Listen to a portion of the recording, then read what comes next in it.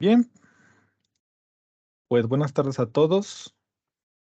Bienvenidos, bienvenidas a otra sesión más del Centro de Capacitación Carso Guadalajara. El día de hoy, en nuestra institución, tenemos el siguiente tema que lleva por título Importancia de una instalación eléctrica residencial segura. Tema en donde veremos algunos subtemas interesantes como los que estamos leyendo ahorita en nuestro temario, de los cuales se los describo, es instalaciones eléctricas de ayer y de hoy, consumo de energía eléctrica en casa, panorama de las instalaciones eléctricas actuales, problemas de carácter técnico que se presentan en las instalaciones eléctricas, consecuencia de las instalaciones eléctricas obsoletas y acciones que se están realizando para apalear los problemas eléctricos. Eso es la temática y al final, obviamente, las conclusiones a las que ustedes y yo lleguemos. Bueno, pues la primera pregunta que me encanta realizarles aquí a todos mis estudiantes y participantes en estas sesiones de electricidad básica es cuando nosotros nos acordamos de la instalación eléctrica. Cuando nosotros nos acordamos y decimos, oh, wow, tenemos una instalación eléctrica. Bueno, vayan pensando en su mente y vamos a ver si hay alguna coincidencia entre lo que están pensando y lo que yo voy a ir colocando aquí en las diapositivas. Bueno, wow, oigan, ¿alguna de ellas coincidió? La primera, ¿te quedaste sin luz? ¿Te acuerdas de la instalación eléctrica? Miren, yo creo que hay veces que aplica bien el dicho que uno no sabe lo que tiene hasta que lo ve perdido. Y creo que de estas posibles cuatro, la más dramática pues puede ser en un sentido normal de que se nos vaya la electricidad, ¿no? Y ahí es donde nos acordamos de la instalación eléctrica.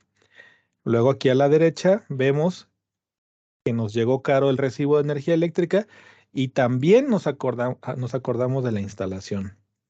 Probablemente lo primero que te digan ahí en la Comisión Federal de Electricidad es que el problema es tuyo y que seguramente tienes una fuga y que tendrás que mandar a un especialista para que la revise y la corrija.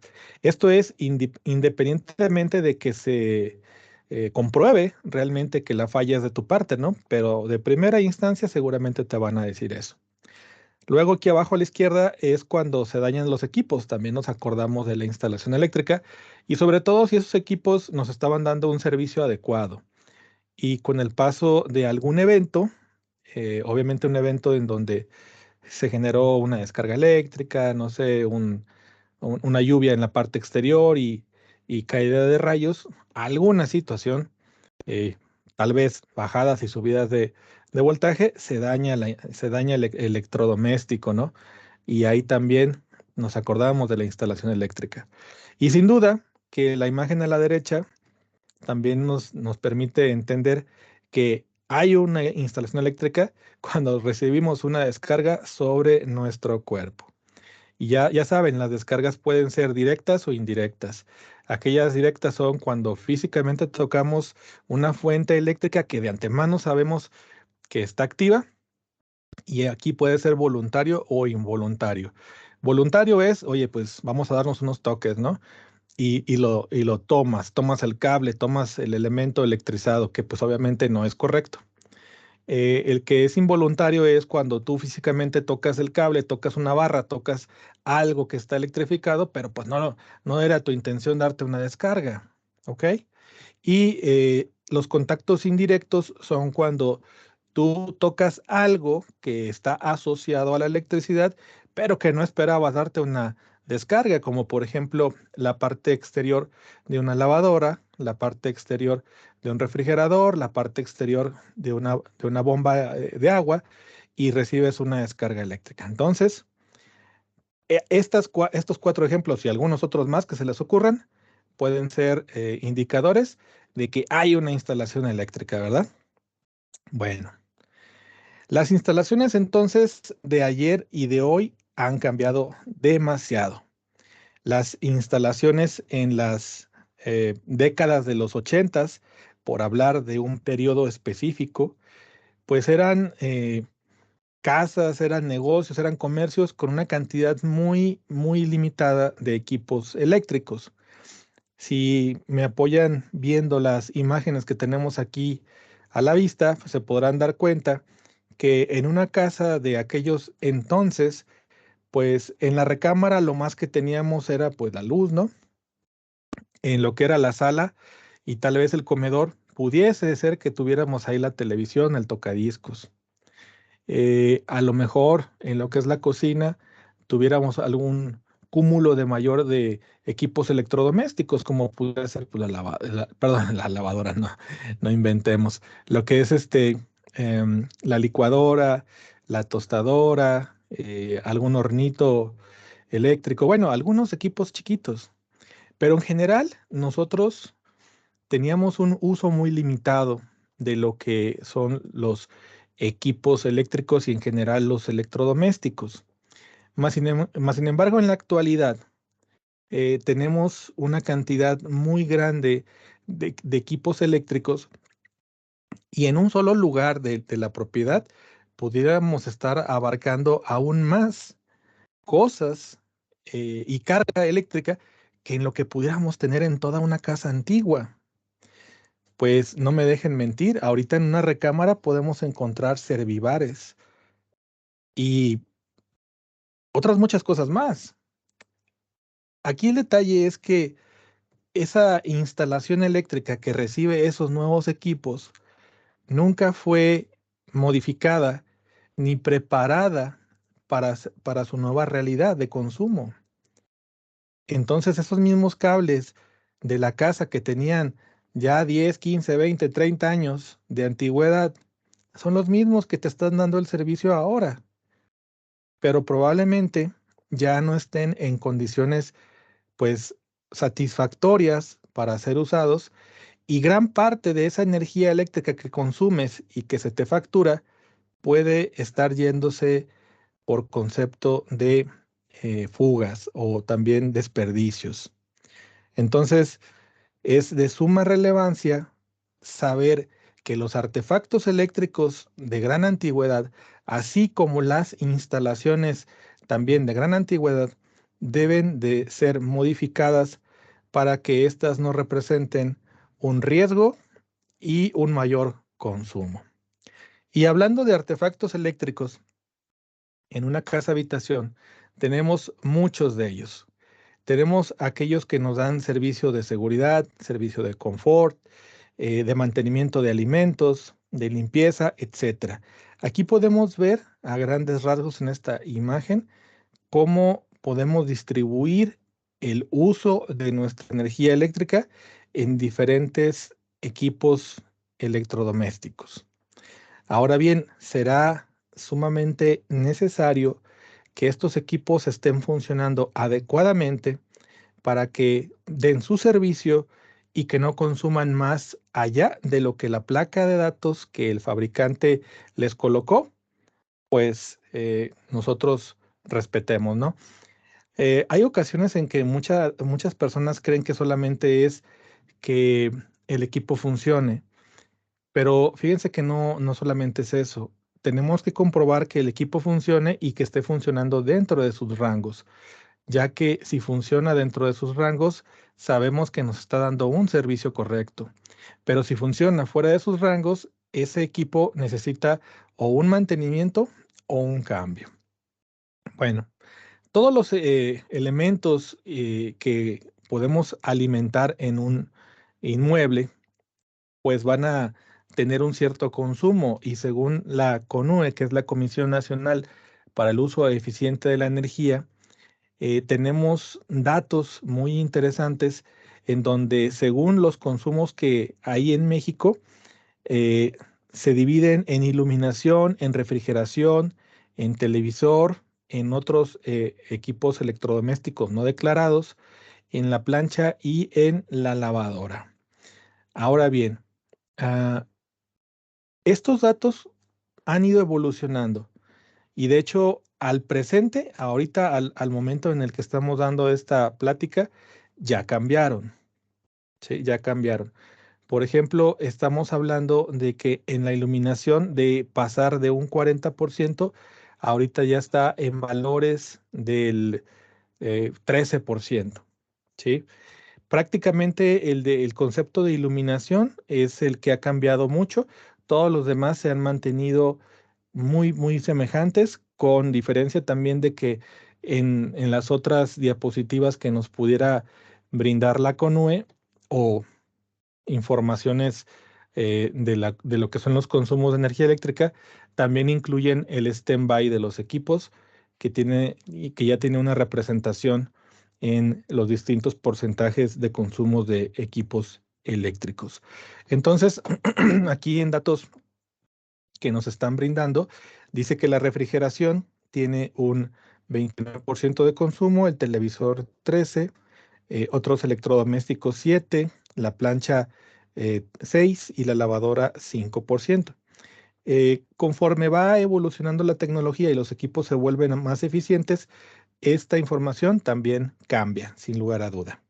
En Estados Unidos se puede dar uno idea de esto porque vean los datos que tenemos aquí. La calefacción tiene un consumo de 31%, el aire acondicionado de 12%, el calentamiento de agua 12%, la iluminación 11%. Fíjense, aquí está 11%. Yo les estoy comentando que aquí en México ya la iluminación está en un porcentaje de aproximadamente 13%. Los equipos de cómputo y electrónicos 9, aparatos de usos domésticos 9, el refrigerador 8 y otros no declarados también el 8%. Nosotros estamos muy familiarizados con el tema de lo que es el ahorro de energía, lo que no pasa en otros países. Fíjense qué curioso. Bueno, y en lo que es el subtema del panorama de las instalaciones eléctricas, déjenme decirles que el programa Casa Segura mandó a hacer unos estudios, unos censos y diagnósticos en donde se arroja información muy interesante, la cual ellos hacen este favor de compartirnos y bueno, pues vamos a exponer dicha información. Según datos en la Ciudad de México, en casas con edades mínimas de 15 y 20 años, el programa Casa Segura encontró que el 60% de las propiedades revisadas todavía tienen presencia de fusibles. Los fusibles son tecnologías que, aunque sí funcionan y siguen dando el servicio que se pretende de ellos, son tecnologías antiguas. Y antiguas se refiere específicamente hablando para casa habitación, puesto que en comercios o industrias ya poco más grandes, eh, si llegásemos a encontrar fusibles como elementos de desconexión total en ciertas áreas de trabajo. Pero en las casas habitación, pues ya no es un elemento al que le podamos tener pues muchísima confianza, no porque no se utilice, sino porque hay elementos termomagnéticos e incluso de diferencial que hacen la misma actividad cuidando otros parámetros eléctricos y no destruyéndose al momento de su accionamiento. Y estos elementos que estamos viendo ahorita en la pantalla, pues se destruyen para hacer su actividad. Entonces, esa es la gran diferencia. Bueno, con terminales expuestas también se encontró el 20% de las propiedades. Estas terminales expuestas se refiere a que tú físicamente al manipular la instalación puedes tocar alguna barra, alguna terminal, algún elemento que está asociado directamente con la electricidad y puede ser peligroso. El 96% de las casas revisadas no contó con sistemas de puesta a tierra. Sabemos que los sistemas de puesta de tierra son importantes, son necesarios y son obligatorios por parte de las normas oficiales mexicanas. Y el que en estas casas con estas edades mínimas, eh, no se, de 15 años a 20 no se cuenten, pues está realmente muy, muy complicado, ya que significa que todos los usuarios y todos los elementos eléctricos que están ahí asociados a ese inmueble están en riesgo. Bueno, algo que no debiera pasar, pero ya habrá temas más adelante en donde nosotros platiquemos de tierras físicas. Y bueno, eh, algo también que reveló mucho este tema es que el 100% de las casas revisadas no contó con sistemas de pararrayos. Imagínense nada más, el 100% de las viviendas no contó con sistemas de pararrayos. Los sistemas de pararrayos son necesarios y obligatorios cuando en un inmueble se tiene en la parte superior algún cúmulo de metales, ya sea que tengas tú un roof garden, ya sea que tú tengas por ahí eh, las salidas del agua o los jarros de aire, como se les conoce vulgarmente, de cobre o de galvanizado, o inclusive cuando tienes por ahí ciertos pues elementos que guardas para futuras ocasiones, o sea, como que, oye, voy a revisar este equipo o voy a reparar 20 20 bicicletas y ahí las voy a dejar arriba. Entonces, ese cúmulo de metales puede ser un punto en donde se genere una descarga eléctrica en forma de un rayo y por tanto será indispensable contar con el sistema de pararrayos. Aquí en el centro de capacitación hacemos de manera pues oral una encuesta año con año y de todo el año, en todos los años que hemos hecho esta encuesta oral, el mayor número de personas que ha tenido pararrayos han sido cuatro. ¿Se imaginan? Cuatro personas en todo lo que es el alumnado de un año. O sea, no nos debe ni siquiera de asustar la cifra de acá que del 100% de las viviendas revisadas no tuvieron sistema de pararrayos. Imagínense nada más. Es realmente sorprendente el dato.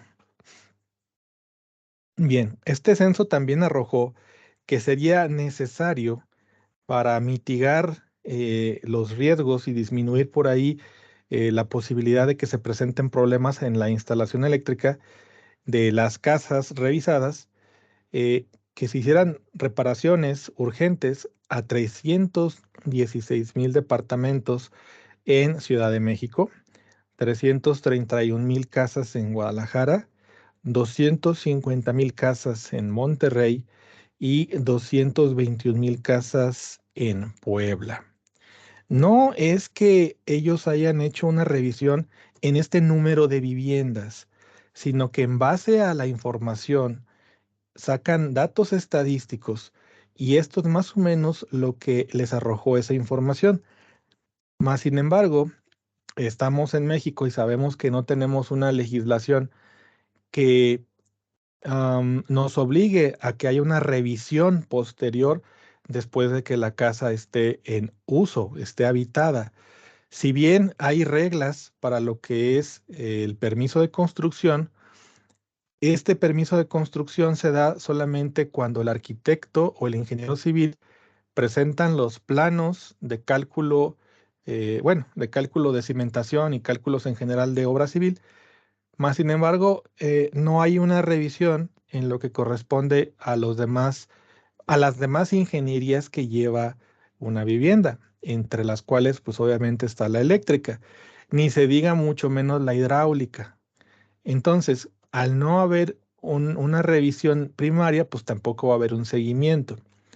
De ahí entonces la gran problemática que las instalaciones eléctricas en la actualidad pues llegan a su obsolencia de una manera muy rápida, porque al no tener una autoridad que las esté revisando, pues obviamente la gente no se ve obligada a darles un mantenimiento. Bueno, moralmente, sí tienen la obligación, eh, por ley también la tienen, pero pues ya saben, si no se nos recuerda, generalmente no se hace. Ahora, platiquemos de lo que son los problemas de carácter técnico que se presentan en las instalaciones eléctricas y vamos a enfocarnos solamente en la parte residencial. Bien, en lo que son las viviendas se pueden presentar sobrecorrientes. Ahora, ¿qué son las sobrecorrientes? Bueno, aquí nuestro texto dice que en los circuitos se pueden presentar sobrecorrientes, es decir, corrientes mayores a las que soportan los equipos y cables, las cuales dañan a dichos equipos y cables porque producen un calentamiento debido al efecto Joule y que está descrito en la siguiente fórmula. Bueno, Q, que es pérdida de energía, es igual a la corriente que pasa por el equipo o el cable en amperes al cuadrado, que multiplica a la resistencia eléctrica del equipo o del cable en ohms. Bueno, Q es igual a I cuadrado por R. Esto significa que teniendo nosotros el valor de, de la corriente al cuadrado y de la resistencia, nos podemos, por la fórmula, dar cuenta de cuál es la cantidad de energía que se pierde, la cual va a estar dada en watts. Ahora bien, lo que son las sobrecorrientes para que podamos entenderlo en un lenguaje sencillo, es como problemas en general. Si, si yo quisiera hacer una comparativa, es como decir enfermo, o sea, estás enfermo. Es algo muy general la palabra estás enfermo. Mas, sin embargo, cuando ya te están dando una sintomatología, bueno, sabes tú que estás enfermo, pero le puedes dar un nombre específico a esa enfermedad. Entonces, en la electricidad pasa muy semejante. Tienes un problema eléctrico, no sabes qué es, entonces, pues dices que es una sobrecorriente. Pero cuando ya observas la sintomatología que presenta el problema, ya le das un nombre. Y aunque sigues sabiendo que es una sobrecorriente, ya tiene un nombre específico. Bueno, vuelvo a comparar. Si nosotros tuviésemos a una persona que está con sus ojos llorosos, con su cuerpo cortado, que está con escurrimiento nasal, que le dan escalofríos, eh, bueno, en una situación simple, tal vez pudiéramos pensar que tiene gripa. Y ya el que tú digas que una persona tiene gripa, pues ya sabes que está enferma, ni siquiera lo ocupas decir. Acá en la electricidad tú puedes observar esa misma sintomatología y decir, ¿sabes qué? Pues se presentó de manera súbita un bajón de voltaje y después de esto varios equipos se quemaron. O sea, puedes empezar a observar qué sucedió y ese tipo de eventos te va a permitir saber qué es el tipo específico de problema que tiene la instalación. Ahora bien, las sobrecorrientes pueden presentarse por tres situaciones, las cuales son en general las sobrecargas, los cortocircuitos y las fallas a tierra. Vamos a platicar de cada una de ellas un poquito. Bien, empezamos con la primera, las sobrecargas. Una sobrecarga, aquí según el texto, son cargas generalmente continuas, pero la palabra continua se refiere a constantes. Recuerden que en electricidad tenemos corriente directa y corriente alterna. La corriente directa también se le llama continua. Entonces por ahí pudiera presentarse un problema a lo mejor si alguien no está bien entendido de estos términos. Y no se refiere a un tipo de corriente, sino se refiere a una continuidad en la falla, ¿sale? Bien, son corrientes generalmente continuas o constantes, producidas por operar equipos o circuitos a valores más altos que su capacidad máxima de corriente. Un ejemplo es conectar muchos equipos como plancha, lavadora, televisor, etcétera. O una toma de corriente o receptáculo excedido de la capacidad de conducción de corriente del circuito, ¿verdad? Bueno, vamos viendo el ejemplo que tenemos aquí abajo. Vemos una lavadora, vemos un receptáculo y vemos una secadora de pelo. También a la derecha vemos un ladrón y un multicontactos. Déjenme hacer aquí un paréntesis con respecto a estos dos últimos que estamos observando en la pantalla. Los multicontactos no son deseables utilizarlos, ni mucho menos, o sea, ni mucho menos los ladrones. Recuerden que un ladrón es este de la figura que dice no con una cruz. Ese ladrón lo que hace es recibir varios elementos conectados sobre él para ser enchufados sobre un solo receptáculo. Y normalmente en México tenemos la característica de abusar de todo y entre eso todo pues está las instalaciones eléctricas, ¿no? Así que ahí en lo que es el ladrón, no, para nada. Pero en lo que es el multicontactos, insisto, no es deseable su uso. No es deseable su uso. Sin embargo, sí existen reglas de fabricación en donde las normas oficiales mexicanas le establecen qué debe de cumplir, qué pruebas debe de pasar, etcétera, etcétera, etcétera. Entonces, en lo que es su reglamentación de fabricación, la norma establece detalles, pero en lo que es la NOM 001 sede, instalaciones eléctricas, utilización, pues no es deseable su uso, puesto que hace una función muy parecida a la del ladrón, nada más que pues obviamente en una forma más controlada, eh, pues tal vez dijéramos un poco más segura, pero no es deseable. Y si llegan a usarlos, mi sugerencia es que conecten cargas no pesadas y no de prioridad. No pesadas se refiere pues obviamente a equipos ligeros, ¿no? Puedes conectar el módem, puedes conectar, no sé, el teléfono inalámbrico que tienes, puedes conectar equipos así chiquitos que pues su consumo de potencia, por más grande que sea, pues son 15, 20 watts. Pero no así conectar lavadora y secadora, refrigerador y microondas y parrilla. Y bueno, pues ya más o menos me están entendiendo, ¿verdad? O sea, ahí sí está realmente muy mal. Ok, regresamos acá al ejemplo y podemos ver una lavadora que tiene un reporte de amperes de consumo de 12.5 amperes. Entonces, sobre una línea que soporta 15 amperes y sobre un receptáculo que aguanta 15 amperes, esos 12.5 amperes de consumo de la lavadora no tienen mayor problema. Sin embargo, ¿qué pasaría si mediante la conexión de otro elemento aumentamos la corriente? En este caso, pues una secadora de pelo.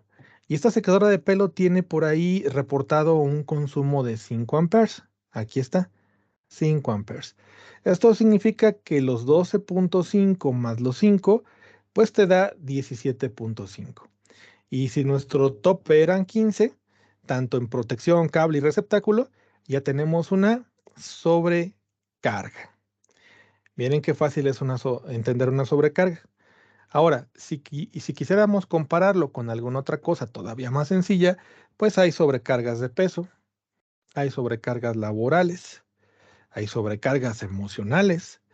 Y bueno, pues vamos a hablar a lo mejor de una de ellas que puede ser sencillo de entender. Una sobrecarga de peso, ¿sí? No sé si alguna vez, cuando ustedes eran tal vez estudiantes de su carrera, o si lo son, ¿verdad? Le pidieron por ahí a sus papás su carro. Y un papá que se respete, pues cuida su carro. eh, y seguramente te va a decir, oye, mijo, pues en el carro caben 5 como límite y 4 cómodamente. Y pues obviamente también de un cierto peso, ¿verdad? No, no vayas a querer echarle carga pesada al carrito. Entonces, a mí, en lo particular, cuando yo estudiaba, sí me tocó ver a alumnos que seguramente ese comentario del papá no lo escucharon bien y le metían a los carros hasta donde reventaba la gente. Entonces, pues ni esperanzas de que le pusieran 4 o 5, ¿no? Cabían 12, 13, 14, pues se los metían. Y el pobre carrito iba que apenas rodaba. Amortiguadores, suspensión, las llantas golpeando las salpicaderas, etcétera, etcétera, ¿no? Entonces, Ahí es un claro ejemplo de lo que es una sobrecarga. Ahora bien, los dispositivos de protección llamados interruptores termomagnéticos lo que van a hacer es limitar ese tipo de problemas. Ahora, aquí voy a hacer un dibujo rápido, ¿sí? Ahí disculparán, quisiera tener un equipo más tecnológico para poderles brindar por aquí unos dibujos de más de calidad, pero pues no puedo. Ahora, aquí en esta palanquita te va a decir 1 o 2 o 3 por la cantidad, ¿verdad? Por la cantidad de amperes. Bueno, recuerden que el 1, 2 o 3 son polos. Y aquí te puede decir 10, te puede ser 15, te puede decir 20, te puede decir 30 amperes, ¿verdad? Amperes. Obviamente que si fuera un equipo que fuera de 2, pues sería mucho más grande, ¿verdad? Así, básicamente el doble de ancho. Y si fuera uno de 3, pues sería 3 veces más ancho, aunque obviamente trajera solamente una palanquita. ¿Sí? Bueno, a eso se refiere con 1, 2 o 3. Y entonces nosotros sabemos que se presenta una sobrecarga cuando se rebasó el valor que está establecido aquí en lo que son las protecciones. ¿De acuerdo? Vamos a poner aquí entonces el ejemplo de aquí de lo que es el dibujo. ¿Sale? Supongamos que tenemos la información de aquí y te dice 15. ¿Sale? 15 amperes. Esto quiere decir que una vez que se rebasen los 15 amperes, ya se considera que el circuito está en sobrecarga. Y dato curioso, los equipos de protección tienen una curva de disparo en donde en dicha curva de disparo te grafica en la parte horizontal y en la parte vertical dos cosas. En la parte vertical te grafica el tiempo y en la parte horizontal te grafica el porcentaje que tienes de falla. Y luego te maneja algo así, uf, eh, un- una curva que está ya ahí establecida por el fabricante.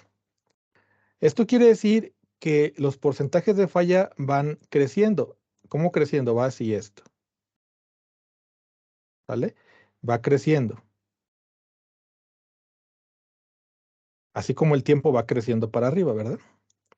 Y mientras mayor sea el porcentaje de falla, vamos a suponer que llegue esto aquí. Si observan, la curva con la que tú vas a topar, la topas en menor tiempo, ¿ok? La topas en menor tiempo. Pero si la falla es chiquita, vamos a suponer que está aquí, pues esa curva la toparás a un mayor tiempo, por acá. ¿Sí? Es más tiempo el que ocupas para dispararte. Entonces las fallas chiquitas se disparan por tiempo, pero extendido. Y las fallas grandes se disparan más pronto. Así es como funciona esto. Y ni se diga de lo que son, pues, los fusibles, ¿verdad? Los fusibles también se van a disparar. Ay, perdón, me brinqué, disculpen. Los fusibles también se van a disparar, pero estos se disparan eh, quemándose, quemándose. Esa es la forma en la que se dañan estos equipos. Bueno, vamos a seguir.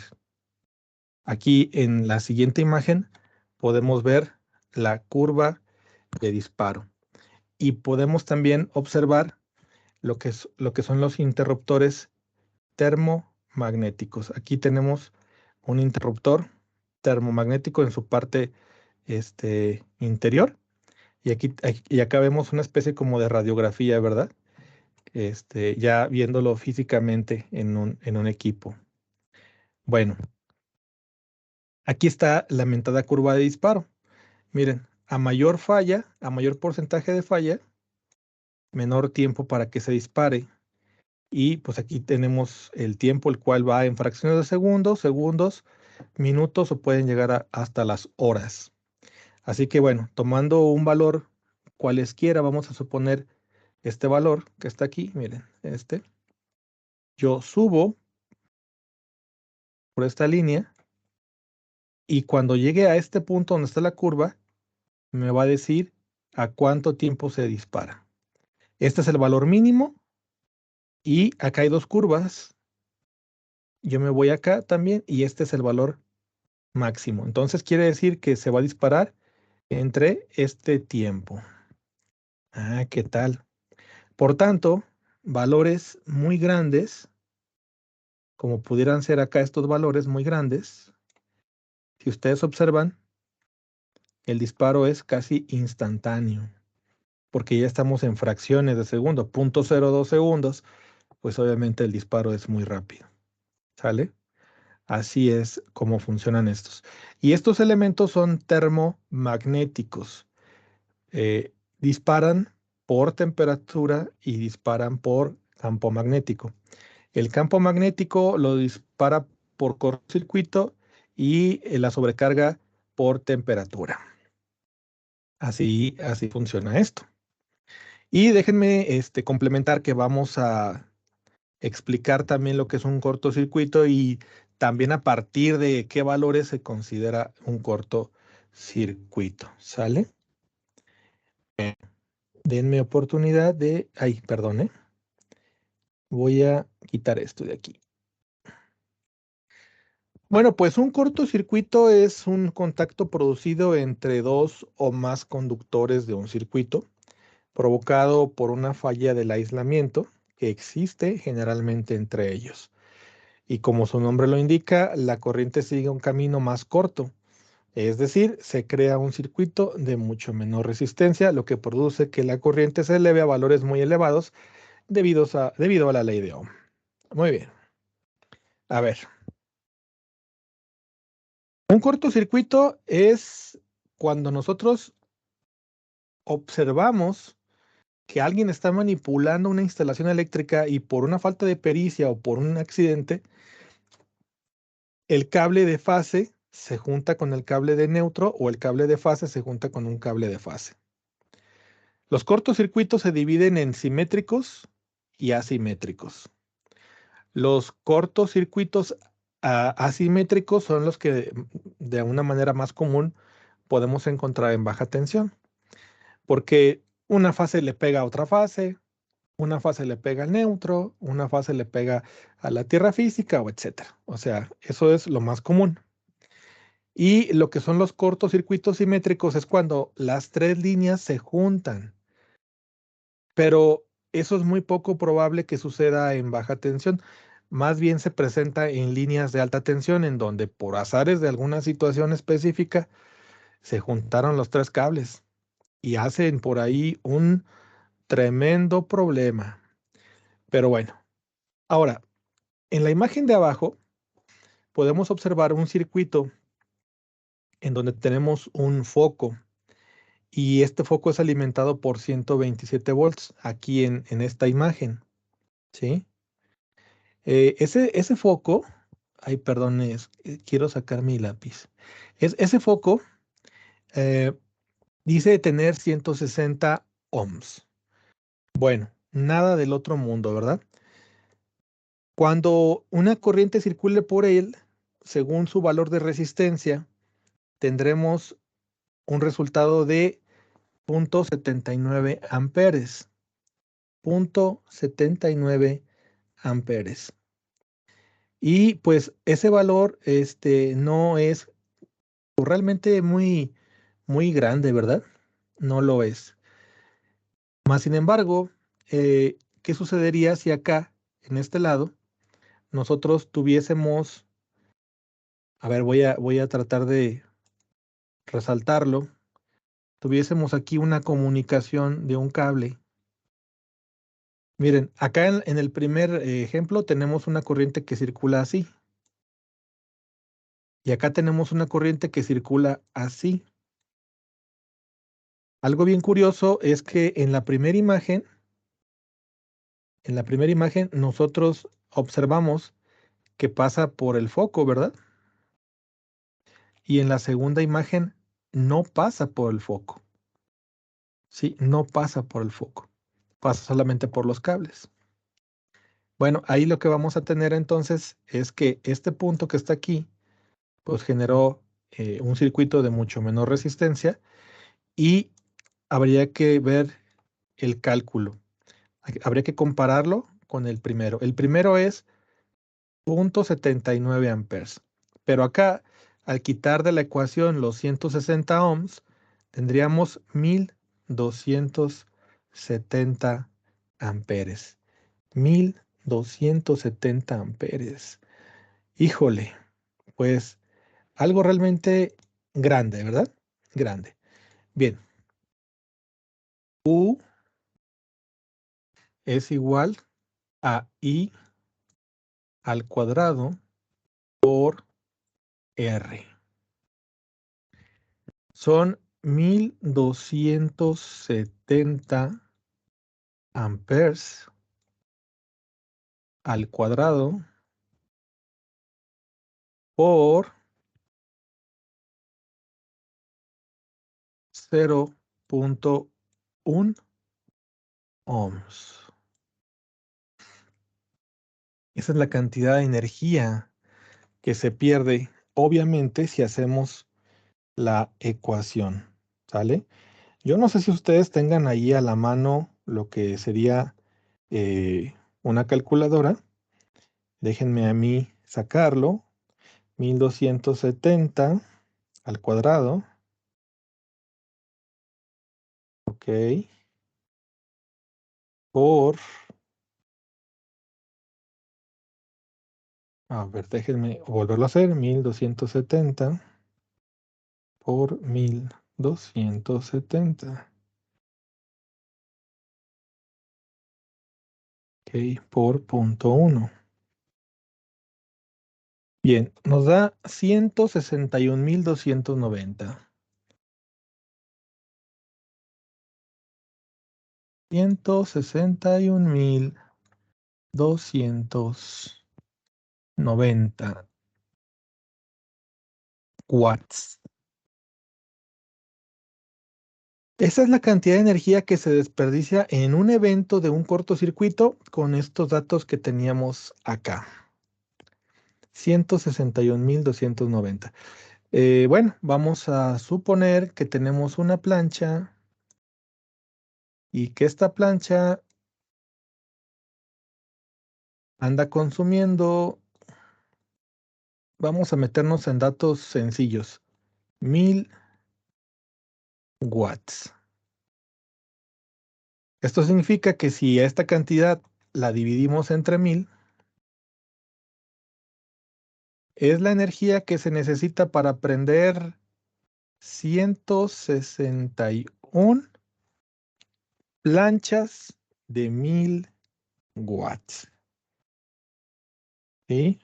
Ya como que le podemos sacar una proporción más correcta, ¿no? 161.29 planchas. Es una cantidad de energía gigante la que se desperdicia. Pero, ojo, un cortocircuito, técnicamente hablando, sabemos qué es lo que acabamos de decir. Pero también, complementando dicha información, un cortocircuito es cuando se rebasó el valor de la protección, pero por arriba de un 500% de la nominal. Vamos a hablar de cifras. Miren, los interruptores más comunes de las casas antiguas son de 30 amperes, o sea, como que en general el electricista o el pseudoelectricista que hace la casa le pone 30. Entonces, hablar de un valor de sobrecarga, pues ya sabemos que es cuando rebasa el 30. Pero un cortocircuito Un cortocircuito es cuando ya rebasó el 500% de 30, 3, 6, 9, 12, 15. Si se presenta un evento en donde supere los 150 amperes de manera instantánea, bueno, sí, sí, sí, de manera instantánea, pues para que sea un corto, ¿no? 150, para acá, arriba de esta cantidad, ya estamos hablando que es un cortocircuito. Todavía aquí es una sobrecarga, ¿sí? Es una sobrecarga. Pero acá arriba ya es un cortocircuito. Y el cortocircuito, pues entonces obviamente deberá de ir dependiendo de la protección. Lo que la protección te diga, oye, yo soy de 10, de 15, de 20, de 100, de 200, de 300, y la cantidad que se presente de manera instantánea te dirá, ah, sabes que esto está normal, esto es una sobrecarga, esto es un cortocircuito. Muy bien. Ahora, los cortocircuitos también pueden generar eventos eléctricos que se conocen como arc flash. Arc flash. Y aquí los arc flash tienen pues, la gran desventaja de que generan una emanación de material fundido, una onda sonora, calor, y todo esto se puede ir sobre el operador. ¿Sale? Y pues no está nada, nada, nada agradable. Ahora, ¿qué es un arc flash? ¿Qué es un arc flash? Espero que se escuche bien el video. Si no se llega a escuchar, bueno, pues acá me lo reportan. Gracias.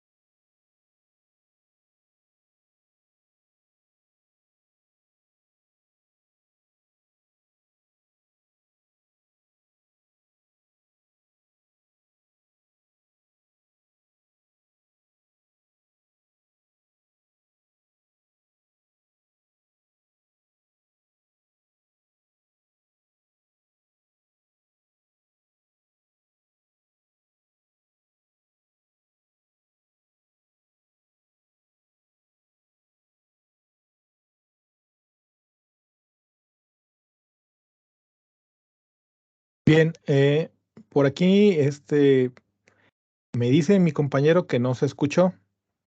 Entonces voy a salirme un segundito para activar nuevamente el audio porque ya ven que hay veces que se pone esto caprichoso.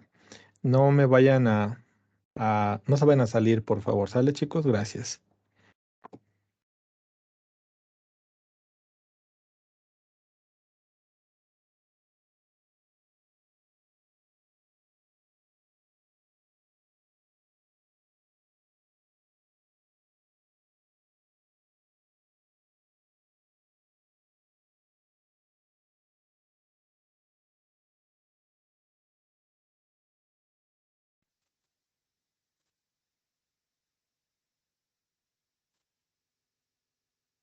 Bueno, volvamos a ver si ya se activó el audio.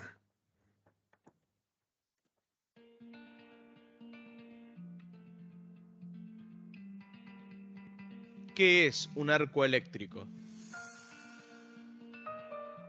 Un arco eléctrico o arc flash es una descarga de energía, luz y calor que se produce cuando ocurre algún fallo en un circuito eléctrico. Cuando se desarrolla un arco incontrolado, se podrá escuchar un sonido ensordecedor. También se liberará metralla sobrecalentada, fuerzas de conmoción y una intensa radiación de alta energía y temperatura que fluye a través del aire ionizado. Un arc flash produce también una nube de plasma y partículas ionizadas, que si son inhaladas, el gas provocaría severas quemaduras en las vías respiratorias y pulmones de los trabajadores. ¿Cómo prevenimos los arcos eléctricos? Los MDS o dispositivos de seguridad para mantenimiento eléctrico son las herramientas más reconocidas por la industria al momento de inspecciones preventivas. Los MDS mantienen un compartimento energizado cerrado y protegido durante el proceso de inspección, reduciendo así los peligros para el inspector. Algunos MDS proporcionan eficacia y seguridad, mientras que otros mantienen un control continuo para la detección temprana de fallas. Entre tantos dispositivos, resaltan las ventanas de inspección infrarrojas, los puertos y detectores de inspección por ultrasonido, y sistemas de supervisión en línea. Incorporando estos dispositivos para mantenimiento de dispositivos eléctricos, las industrias pueden prevenir los arcos eléctricos y daños a valiosos activos, los cuales cuentan con un gran coste de reparación. Sin contar lesiones graves al personal de inspección, los MDS se convirtieron entonces en una solución más eficiente y económica, mejorando la productividad de las industrias. Muy bien, pues un arco eléctrico, entonces ya vimos que es una emanación de material fundido de manera súbita, con ruido, con calor, con fuego, etcétera, ¿no? Y a lo mejor ustedes dirán, yo nunca he visto un arc flash. Bueno, pues veamos un arc flash en casa habitación a 240 cuadros por segundo.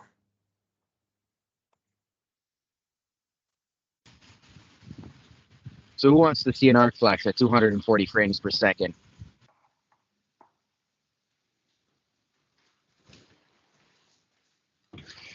All right, so if I have to tell you not to try this at home, you shouldn't be watching this channel.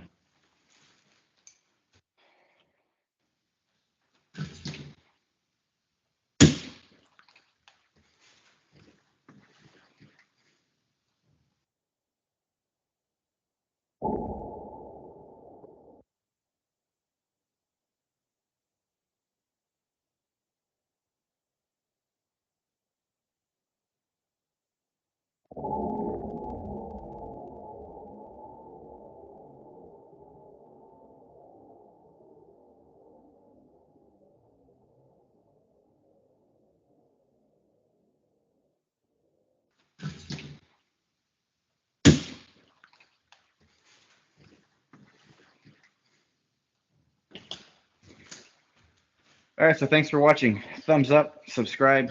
Don't forget to hit the little bell, and see you guys next Friday. Bueno, realmente es pues un arc flash muy chiquito, ¿verdad? Algo que en casa habitación seguramente pudiéramos estar viendo. Pero ¿y qué pasa en las industrias con los arc flash? Con voltajes más grandes y con cables más grandes. A ver, veamos.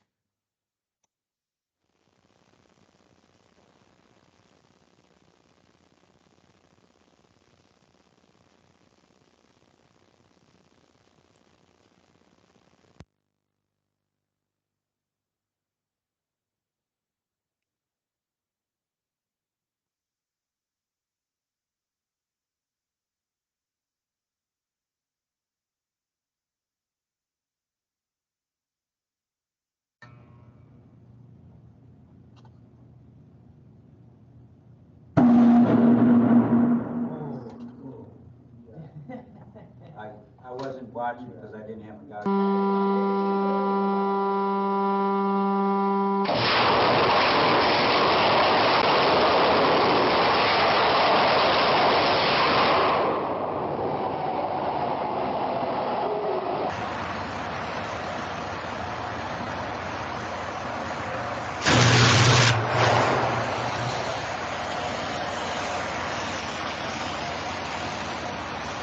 ready to test. 3, 2, 1. A worker has no chance of getting out of the way. An arc flash can reach 35,000 degrees Fahrenheit, causing disabling second and third degree burns in seconds. It creates a pressure wave called an arc blast that can reach thousands of pounds per square inch, enough to knock someone off a ladder, rupture an eardrum, or collapse a lung. It'll blow equipment apart and propel shrapnel with enough force to completely penetrate a worker's body. An unprotected worker could be severely injured or killed.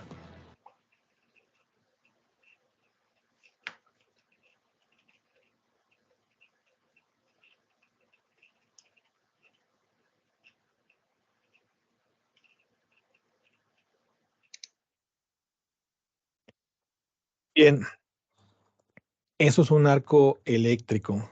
Y bueno, el uso de equipo de protección personal adecuado es obligatorio según las normatividades. Y en esta lámina podemos observar lo que es un nivel de protección básico o cero, un nivel 1, un nivel 2, un nivel 3 y un nivel 4. Ahora bien, ¿en qué se diferencia un nivel 0 o básico entre algún otro nivel que ya está pues con un cierto valor, ¿no?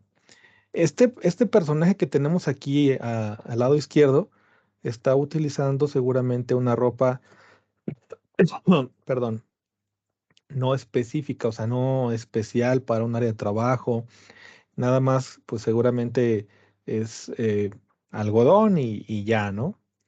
Pero cuando ya tenemos una ropa que te proteja cierta cantidad de calorías por centímetro cuadrado, como en este caso este nivel 1, o este que te protege de 8 a 25 calorías por centímetro cuadrado en tu ropa, o este que te protege de 25 a 40, o este que te protege más de 40, y que aparte se complementan con caretas y parte de protección de barbilla, o ya estos dos que son completamente cerrados, que parecen trajes como de astronauta, ya te puedes dar una idea de que son materiales especiales, son construcciones diseñadas para soportar ciertos eventos específicos de un arc flash, y que si tú realmente llegases a tener un evento de esta naturaleza con el correcto equipo de seguridad, pues sufrirías muy poco de alguna lesión, ¿no? A lo mejor,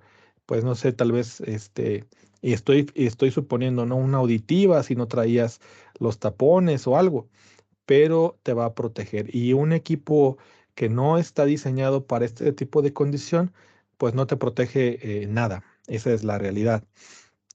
Ahora, según las normatividades, nosotros debemos de portar estos equipos y los patrones nos los deben de brindar. El cuidado es fundamental para realizar un trabajo de manera segura.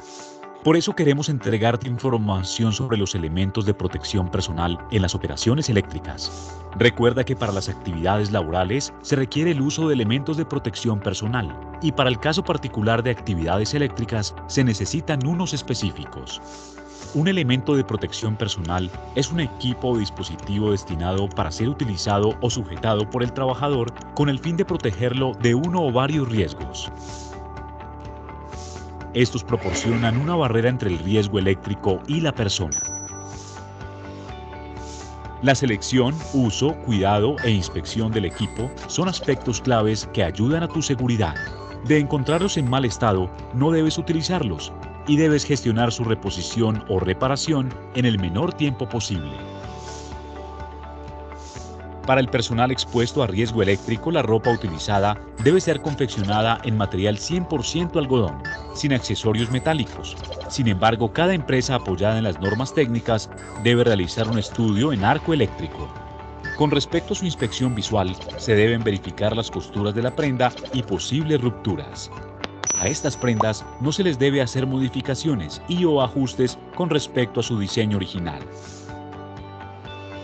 Cuando se realicen actividades en instalaciones eléctricas, los operarios deben llevar guantes de algodón, seguidos por los guantes dieléctricos y finalmente los guantes de protección mecánica. Sirven para absorber la humedad. Son más cómodos y seguros. Son los que van directamente sobre la mano del trabajador. Antes de cada jornada de trabajo y de cada operación, los guantes aislantes deben ser sometidos a una prueba de porosidad por inyección de aire. A los guantes dieléctricos se les debe ensayar su rigidez dieléctrica en laboratorio, mínimo 2 veces al año. Sirven para protección mecánica del guante dieléctrico, por ejemplo de pinchazos, rayaduras, perforaciones, etc. El calzado debe ser elaborado en cuero o piel, transpirable, flexible y duradero, con forros internos que tengan propiedades de absorción de humedad para mantener el pie seco y fresco. La puntera debe ser en material aislante, resistente al impacto y segura. La plantilla termoformada, para dar comodidad al caminar y anticlavos. La entresuela debe ser completa, de poliuretano. La suela de hule, acrílico nitrilo, absorbente de impactos y dieléctrica. El calzado dieléctrico se debe examinar para detectar mal estado o deterioro considerable, al evidenciar rupturas, filtraciones de agua o cuando haya recibido una descarga eléctrica. La reposición se realiza al presentar la bota en mal estado. Este es un elemento de protección personal y no debe hacer parte de la dotación de ropa de trabajo. La vida útil de este calzado es de 1 año promedio. Sin embargo, puede sufrir desgaste prematuro por altas temperaturas, ataque químico o piso dañado, entre otros.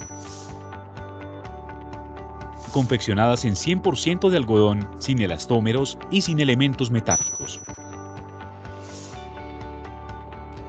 Normalmente tienen lentes claros en policarbonato con tratamiento 4C, protección ultravioleta, antiempañante y antirrayadura. Para su limpieza es recomendable lavarlas a mano únicamente con agua y secarlas a la intemperie.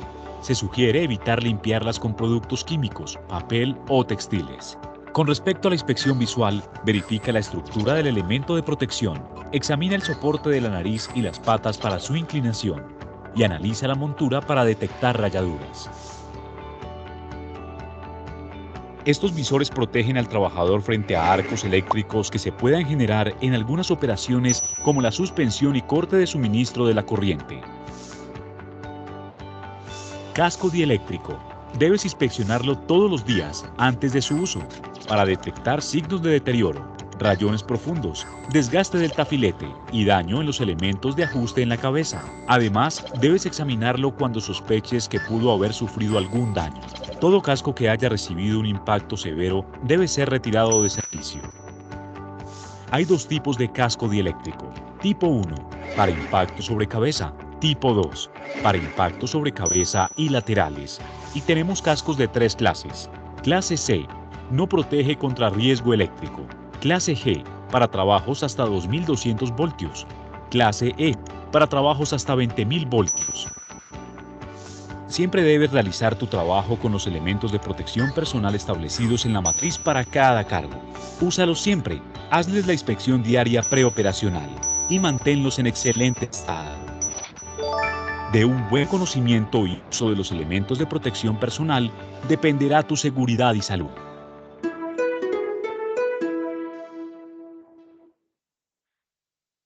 Y bueno, pues mencionaba yo desde el momento en que se puso aquí estos temas de seguridad, que es una obligación del patrón el brindarnos el equipo de protección personal.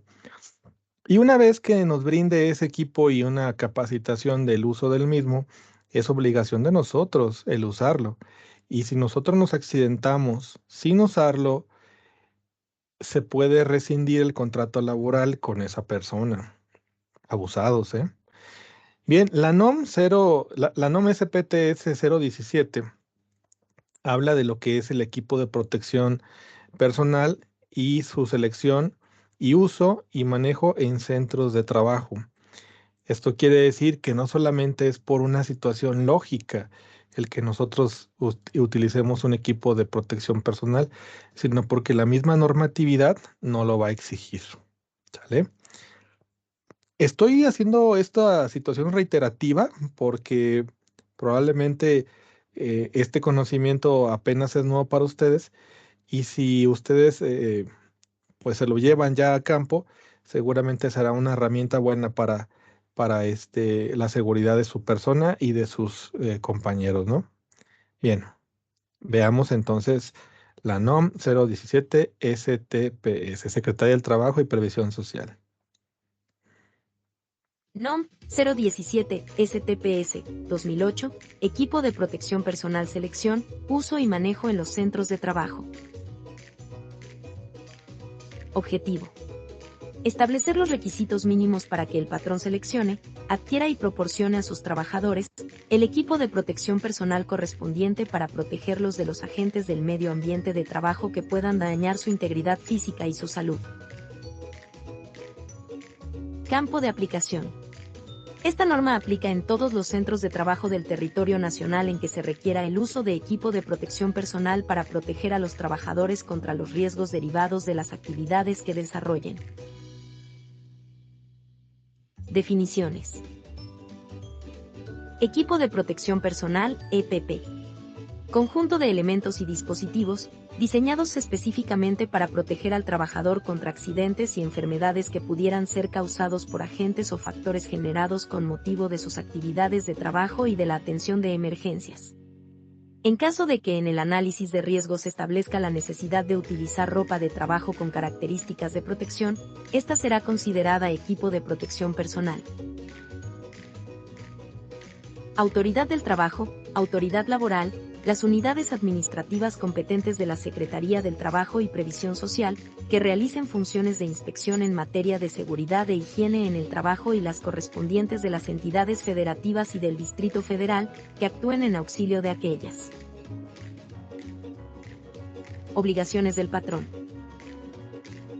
1. Mostrar a la autoridad del trabajo, cuando ésta así lo solicite, los documentos que la presente norma le obligue a elaborar o poseer. Identificar y analizar los riesgos de trabajo a los que están expuestos los trabajadores por cada puesto de trabajo y área del centro laboral. Esta información debe registrarse y conservarse actualizada mientras no se modifiquen los implementos y procesos de trabajo. 3. Determinar el equipo de protección personal que deben utilizar los trabajadores en función de los riesgos de trabajo a los que puedan estar expuestos por las actividades que desarrollan o por las áreas en donde se encuentran. En caso de que en el análisis de riesgos se establezca la necesidad de utilizar ropa de trabajo con características de protección, esta será considerada equipo de protección personal. 4. Proporcionar a los trabajadores equipo de protección personal que cumpla con las siguientes condiciones. A. Que atenúe la exposición del trabajador con los agentes de riesgo. B. Que en su caso, sea de uso personal. C. Que esté acorde a las características físicas de los trabajadores, y D. Que cuente con las indicaciones, las instrucciones o los procedimientos del fabricante para su uso, revisión, reposición, limpieza, limitaciones, mantenimiento, resguardo y disposición final. 5. Comunicar a los trabajadores los riesgos de trabajo a los que están expuestos, por puesto de trabajo o área del centro laboral, con base a la identificación y análisis de riesgos a los que se refiere el apartado 5.2. Comunicar al contratista los riesgos y las reglas de seguridad del área en donde desarrollará sus actividades. Los contratistas deben dar seguimiento a sus trabajadores para que porten el equipo de protección personal y cumpla con las condiciones de la presente norma. 6. Proporcionar a los trabajadores la capacitación y adiestramiento para el uso, revisión, reposición, limpieza, limitaciones, mantenimiento, resguardo y disposición final del equipo de protección personal, con base en las indicaciones, instrucciones o procedimientos que elabore el fabricante de tal equipo de protección personal. 7. Supervisar que durante la jornada de trabajo, los trabajadores utilicen el equipo de protección personal proporcionado, con base a la capacitación y adiestramiento proporcionados previamente. 8. Identificar y señalar las áreas del centro de trabajo en donde se requiera el uso obligatorio de equipo de protección personal. Obligaciones del trabajador. 1. Participar en la capacitación y adiestramiento que el patrón proporcione para el uso, revisión, reposición, limpieza, limitaciones, mantenimiento, resguardo y disposición final del equipo de protección personal. 2. Utilizar el equipo de protección personal proporcionado por el patrón de acuerdo a la capacitación que recibieron para tal efecto. 3. Revisar antes de iniciar, durante y al finalizar su turno de trabajo, las condiciones del equipo de protección personal que utiliza. 4. Informar al patrón cuando las condiciones del equipo de protección personal ya no lo proteja, a fin de que se le proporcione mantenimiento o se lo reemplace. Indicaciones, instrucciones o procedimientos para el uso, revisión, reposición, limpieza, limitaciones, mantenimiento, resguardo y disposición final del equipo de protección personal. A. Basarse en la información proporcionada por el proveedor, distribuidor o fabricante del equipo, y en la que el patrón considere conveniente adicionar. B. En su caso, contar con instrucciones para verificar su correcto funcionamiento. C. Identificar las limitaciones del equipo de protección personal e incluir la información sobre la capacidad o grado de protección que éste ofrece. D. Incluir la información que describa en qué condiciones no proporciona protección o donde no se debe usar. E. Considerar el tiempo de vida útil que el fabricante recomiende y las fallas o deterioros que el trabajador identifique, de tal forma que impida su óptimo funcionamiento. F. Considerar las medidas técnicas o administrativas que se deben adoptar para minimizar los efectos que generen o produzcan alguna respuesta o reacción adversa en el trabajador. G. Incluir las acciones que se deben realizar antes, durante y después de su uso, para comprobar que continúa proporcionando la protección para la cual fue diseñado. H. Indicar que cuando el trabajador esté en contacto con posibles agentes infecciosos, el equipo de protección personal que utilice debe ser para ese uso exclusivo. Y. Establecer el procedimiento para la descontaminación o desinfección del equipo de protección personal, cuando aplique, después de cada jornada de uso, de acuerdo con las instrucciones o recomendaciones del fabricante. J. Prever que si el equipo de protección personal se limpia en el centro de trabajo, ya sea por el trabajador usuario o por alguna otra persona designada por el patrón, se consideren las sustancias, condiciones o aditamentos para esta actividad. K. Establecer el mecanismo a seguir para reemplazarse o repararse inmediatamente cuando derivado de su revisión muestren algún deterioro que impidan su óptimo funcionamiento. L. Indicar que el reemplazo en sus partes dañadas debe realizarse con refacciones de acuerdo a las recomendaciones del fabricante o proveedor. M. Precisar lugares y formas de almacenarse en recipientes o contenedores especiales, si así lo establecen las recomendaciones del fabricante o proveedor para que no presenten daños o mal funcionamiento después de su uso, y N. Establecer las medidas de seguridad para tratarlo como residuo sólido, de conformidad con un procedimiento que para tal efecto se establezca, cuando quede contaminado con sustancias químicas peligrosas y no sea posible su descontaminación, o se determinación del equipo de protección personal.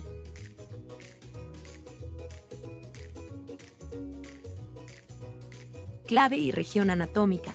1. Cabeza. Clave y equipo de protección personal. A. Casco contra impacto. B. Casco dieléctrico. C. Capuchas. Tipo de riesgo en función de la actividad del trabajador. A. Golpeado por algo, que sea una posibilidad de riesgo continuo inherente a su actividad. B. Riesgo a una descarga eléctrica. Considerar alto o bajo voltaje, los cascos son diferentes. C. Exposición a temperaturas bajas o exposición a partículas. Protección con una capucha que puede ir abajo del casco de protección personal. Clave y región anatómica, ojos y cara. Clave y equipo de protección personal. A. Anteojos de protección. B. Goggles. C. Pantalla facial. D. Careta para soldador. Gafas para soldador. Tipo de riesgo en función de la actividad del trabajador. A. Riesgo de proyección de partículas o líquidos. En caso de estar expuesto a radiaciones, se utilizan anteojos de protección contra la radiación. B. Riesgo de exposición a vapores o humos que pudieran irritar los ojos o partículas mayores o a alta velocidad. C. Se utiliza también cuando se expone a la proyección de partículas en procesos tales como esmerilado o procesos similares, para proteger ojos y cara. D. Específico para procesos de soldadura eléctrica. Específico para procesos con soldadura autógena. Clave y región anatómica, oídos. Clave y equipo de protección personal. A. Tapones auditivos. Conchas acústicas. Tipo de riesgo en función de la actividad del trabajador. A. Protección contra riesgo de ruido, de acuerdo al máximo especificado en el producto o por el fabricante. B. Mismo caso del inciso A. Clave y región anatómica, aparato respiratorio, clave y equipo de protección personal. A. Respirador contra partículas. B. Respirador contra gases y vapores. C. Mascarilla desechable. D. Equipo de respiración autónomo. Tipo de riesgo en función de la actividad del trabajador. En este tipo de productos es importante verificar las recomendaciones o especificaciones de protección del equipo, hecha por el fabricante del producto. A. Protección contra polvos o partículas en el medio ambiente laboral y que representan un riesgo a la salud del trabajador. B. Protección contra gases y vapores. Considerar que hay diferentes tipos de gases y vapores para los cuales aplican también diferentes tipos de respiradores, incluyendo para gases o vapores tóxicos. C. Mascarilla sencilla de protección contra polvos. Se utiliza cuando el trabajador entra a espacios confinados o cuando un respirador no proporciona la protección requerida. Clave y región anatómica, extremidades superiores. Clave y equipo de protección personal. A. Guantes contra sustancias químicas. D. Guantes dieléctricos. C. Guantes contra temperaturas extremas. D. Guantes mangas, tipo de riesgo en función de la actividad del trabajador. En este tipo de productos es importante verificar las recomendaciones o especificaciones de los diferentes guantes existentes en el mercado, hecha por el fabricante del producto. Su uso depende de los materiales o actividad a desarrollar. A. Riesgo por exposición o contacto con sustancias químicas corrosivas. B. Protección contra descargas eléctricas. Considerar que son diferentes guantes dependiendo de protección contra alta o baja tensión. C. Riesgo por exposición a temperaturas bajas o altas. D. Hay una gran variedad de guantes: tela, carnaza, piel, bec, látex, entre otros. Dependiendo del tipo de protección que se requiere, actividades expuestas a corte, vidrio, etc. Clave y región anatómica, extremidades inferiores. Clave y equipo de protección personal. A. Calzado ocupacional. B. Calzado contra impactos. C. Calzado conductivo. D. Calzado dieléctrico. E. Calzado contra sustancias químicas. F. Polainas, botas impermeables. Tipo de riesgo en función de la actividad del trabajador. A. Proteger a la persona contra golpes, machacamientos, resbalones, etc. B. Protección mayor que la del inciso anterior contra golpes, que pueden representar un riesgo permanente en función de la actividad desarrollada. C. Protección del trabajador cuando es necesario que se elimine la electricidad estática del trabajador, generalmente usadas en áreas de trabajo con manejo de sustancias explosivas. D. Protección contra descargas eléctricas. E. Protección de los pies cuando hay posibilidad de tener contacto con algunas sustancias químicas. Considerar especificación del fabricante.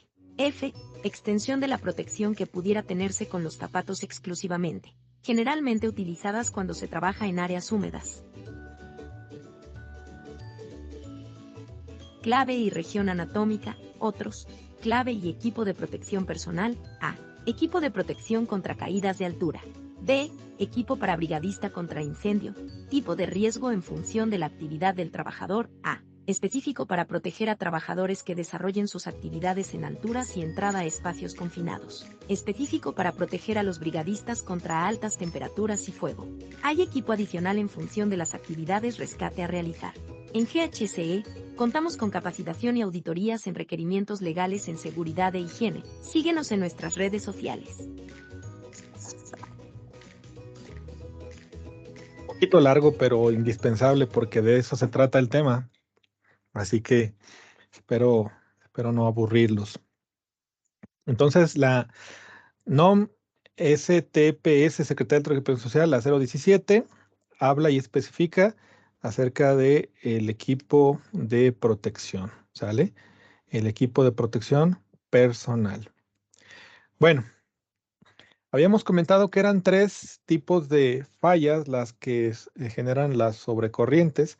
Ya hablamos de la sobrecarga, ya hablamos del cortocircuito. Ahora vayamos a la falla a tierra. Bueno, las fallas a tierra son contactos que se producen entre un conductor en tensión eléctrica o también llamado vivo y una parte metálica de un equipo o de cualquier objeto, la cual no está diseñada para conducir corriente en condiciones normales. El contacto es provocado por una falla generalmente del aislamiento, aunque también puede ser una manipulación de un instalador o de nosotros mismos, y que provoca que una parte activa, eléctricamente hablando, toque algún metal y el conductor con tensión, pues obviamente se aterriza. Este tipo de fallas son muy riesgosas porque te das cuenta de que existen cuando pasan dos cosas. La primera es, obviamente, llega el recibo más caro de electricidad y sabes que hay una fuga. Y esa fuga generalmente es por una falla tierra. O dos, que es de manera muy sencilla de entender, cuando te hace una descarga eléctrica y sabes obviamente de que hay electricidad ahí latente en algún equipo, probablemente electrodoméstico. No sé si les ha pasado que se dan toques con la llave del agua, con la llave de la regadera, con la parte exterior del refrigerador, con la parte exterior de la lavadora, de la secadora.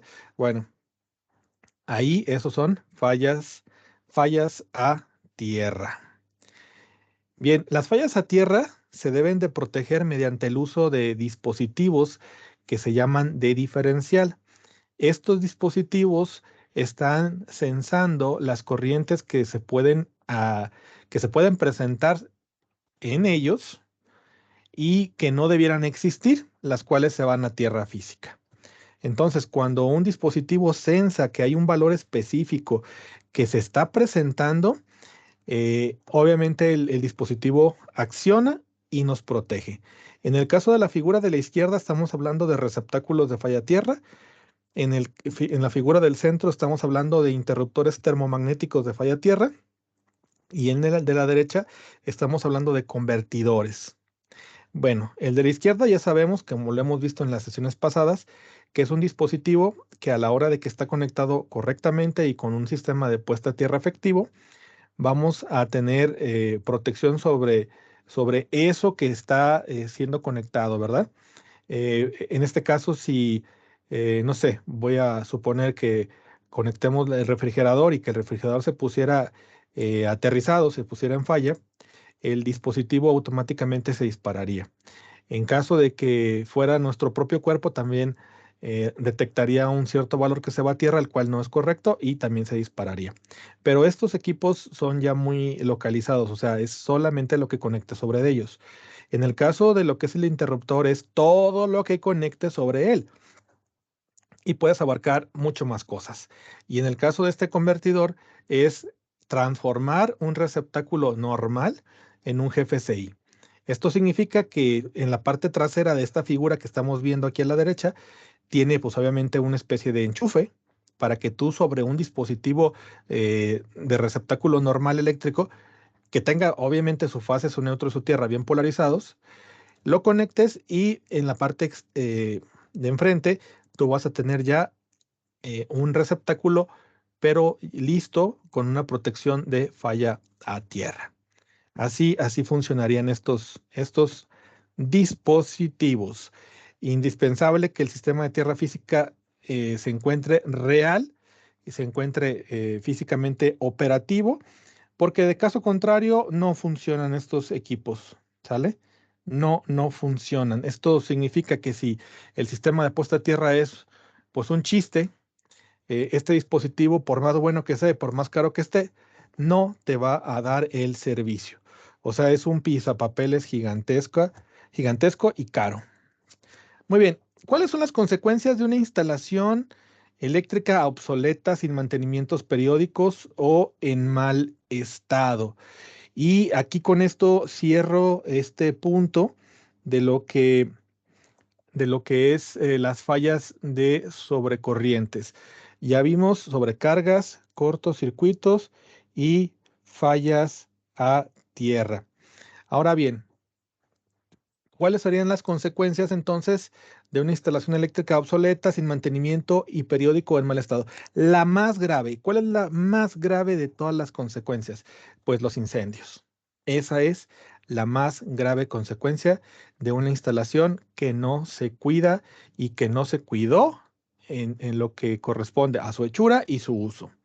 Bien, pues la electricidad y los productos eléctricos son parte fundamental de nuestra vida y hogares. Sin embargo, en Estados Unidos, la Asociación Nacional de Protección contra Incendios, la NFPA, informa que los problemas eléctricos en los hogares generan, perdón, me brinqué aquí, informa que los problemas eléctricos en los hogares generan aproximadamente 53.600 incendios y 14 billones de dólares en pérdidas a la propiedad cada año. Además, los incendios no es el único peligro. Oh, y ustedes se preguntarán, bueno, profe, ¿y por qué nos das valores, cifras de lo que es Estados Unidos? Bueno, porque Estados Unidos lleva un control muy preciso de estas estadísticas y aparte les quería presentar lo que es la NFPA, la Asociación Nacional de Protección contra Incendios, que de manera reiterativa la vamos a estar escuchando los que seamos electricistas y que estemos inmersos en las normatividades. Pero no se mortifiquen, aquí en esta presentación también vemos estadísticas ya aquí de México. Y aquí se las presento. Bien, estas estadísticas las elabora el programa Casa Segura y apoyados por el INEGI en una información extraída del Anuario Estadístico por entidad federativa de varios años, que específicamente abarca del 2008 al 2012. Y en estas primeras láminas que vamos a analizar son incendios urbanos según sus lugares de ocurrencia. Y si me favorecen con su atención y su vista aquí en la lámina, se podrán dar cuenta que en la parte superior izquierda tenemos incendios en inmuebles. Entonces, en casas habitación tenemos el 52.7% de incendios en inmuebles y los que son en establecimientos industriales y comerciales el 47.3%. Acá a la derecha, en la parte superior, tenemos decesos por incendios en inmuebles. El 83.6% es en casa habitación. En casa habitación, el 83.6% de decesos por incendios en inmuebles. Y en la industria y en el comercio, el 16.4%. Abajo a la izquierda tenemos heridos por incendios en inmuebles. El 76.6% es en casa habitación y el 23.4% está en industrias y comercios. Heridos por incendios en inmuebles. Y el último que nos falta es pérdidas materiales por incendios en inmuebles. El 67.8% corresponde a las casas habitación y el 32.2% corresponde a la industria y a los comercios. ¿Qué tal? Datos de nuestro México. Ahora, incendios en inmuebles por cortos circuitos, ya específicamente por un evento llamado cortocircuito. Sabemos que no todos los cortocircuitos producen un incendio y también sabemos que no todos los incendios son producidos por un cortocircuito. Pero de los datos que estadísticamente son comprobables, aquí tenemos la información. Incendios en inmuebles, el 41% de los incendios en inmuebles corresponde a los cortocircuitos. Decesos por incendios en inmuebles, el 22.9% corresponde a cortocircuitos. Heridos por incendios en inmuebles, el 37.8% corresponde a cortocircuitos.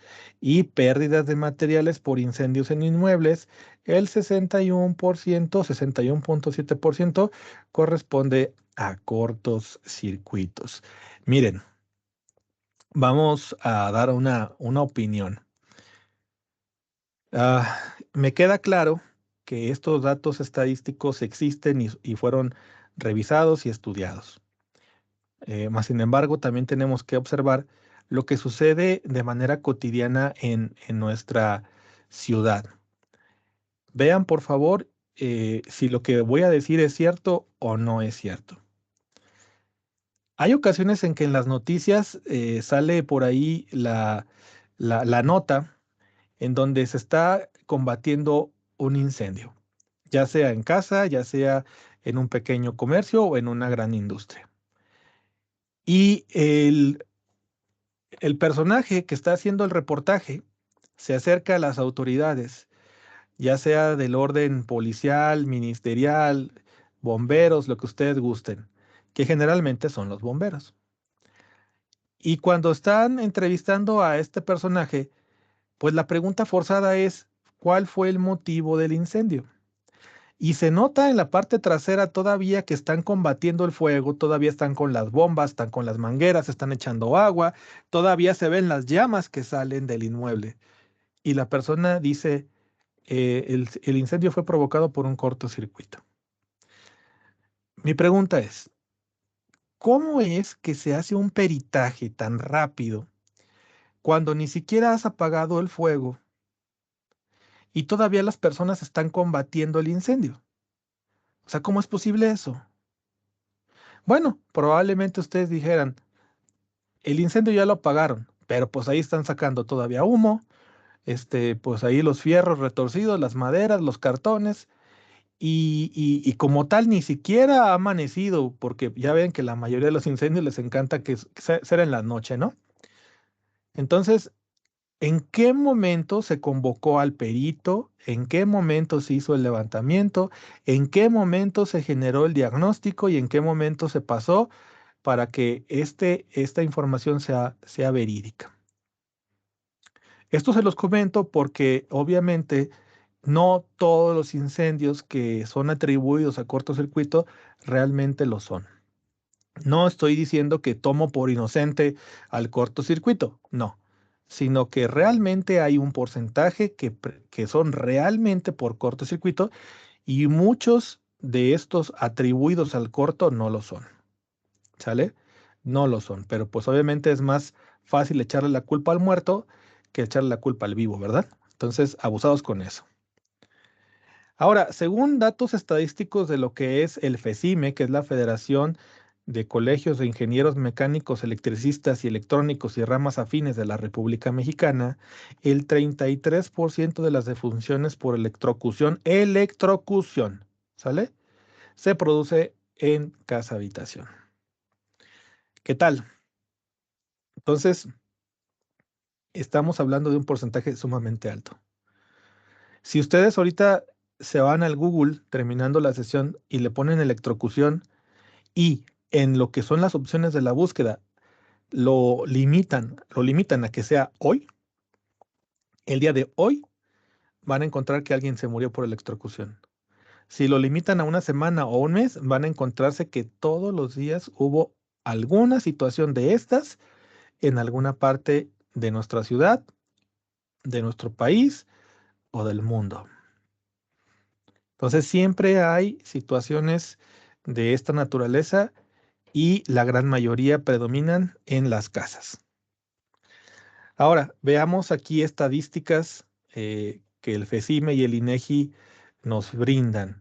Por entidad federativa, en México, Veracruz, Ciudad de México y Jalisco, 50 muertes por electrocución en México, 41 en Veracruz, 37 en Ciudad de México y 36 en Jalisco en el año 2009.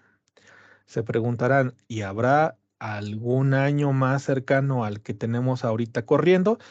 Pues sí, pero ya no encontré esas cifras. Hay algunos más nuevos, serán 2 o 3 años más nuevos, pero no más, no más. Ya no dudo que esa información por ahí esté, pero está tan bien escondida que no la pude encontrar. Bien, pues cuánto tiempo tardamos en tener un patrimonio? ¿En cuánto tiempo nos hacemos de una casa, de un carro, de una bicicleta, de una motocicleta o de lo que se les ocurra que ustedes consideren su patrimonio? ¿Cuánto tiempo? Pues seguramente bastante, ¿no? Dependiendo pues también de nuestra edad y nuestra posición económica. ¿Cuánto tiempo pudiéramos tardar en perder dicho patrimonio? Bueno, veamos este video, no tiene audio, es de una casa, un departamento pequeño en una época específica del año que seguramente ustedes y yo conocemos, que es la Navidad, y se está generando un pequeño chispazo debajo del árbol de Navidad y no tiene un acelerador. O sea, no tiene mayor eh, material de combustión que el que ustedes van a ver. Cuenten el tiempo.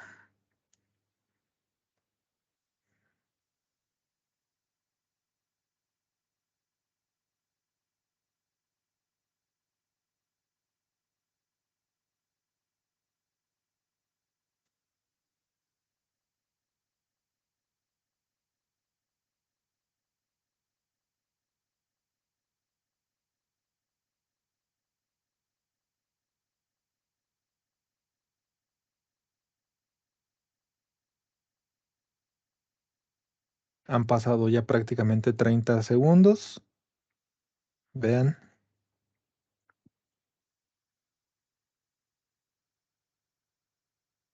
37. Se extendió por muebles, se extendió por el piso, se extendió por cajones y 48 segundos después está un humo negro tóxico y corrosivo saturando todo el lugar y pues se acabó ese pequeño espacio. ¿Sí? Se acabó ese pequeño espacio. ¿Qué les parece? Ahora pues me deja la duda de que si nosotros tenemos un plan de acción en caso de un incendio, en caso de un temblor, en caso de una inundación, o sea, ¿tenemos nosotros en nuestros hogares algo preparado?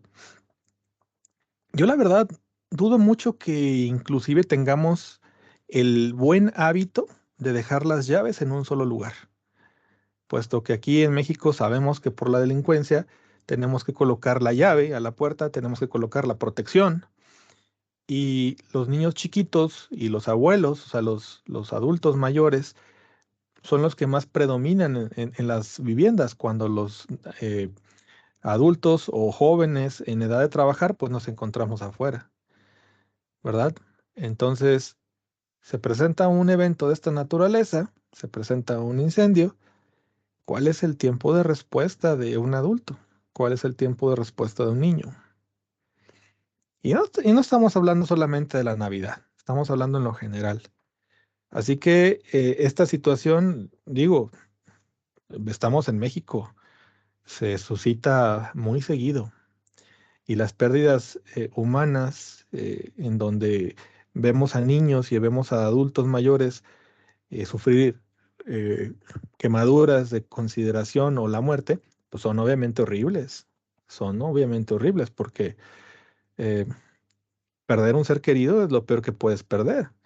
Si se te quema tu coche, pues te compras otro. Se quema tu casa, pues te cambias de casa. Digo, no estamos hablando de que los problemas económicos no se te agiganten, pero digo, ¿cuánto vale, no sé, su hijo? ¿Cuánto cuesta su hijo? ¿Cuánto cuesta su hija? ¿En cuánto valoran la vida de su papá o de su mamá?